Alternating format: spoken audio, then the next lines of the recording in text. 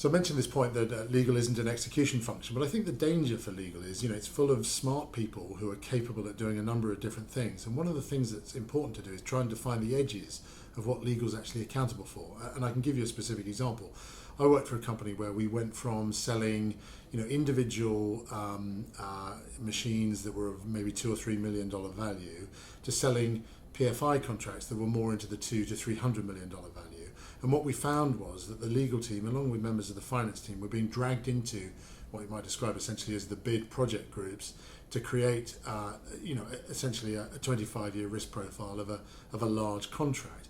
And one of the things I said to the CEO at the time is you need to hire or train the right people to staff this project team, because otherwise legal is going to drift into doing it to fill that gap. Now, it's exciting to be involved in those kind of things, but you need to look at the edge of where legal stops.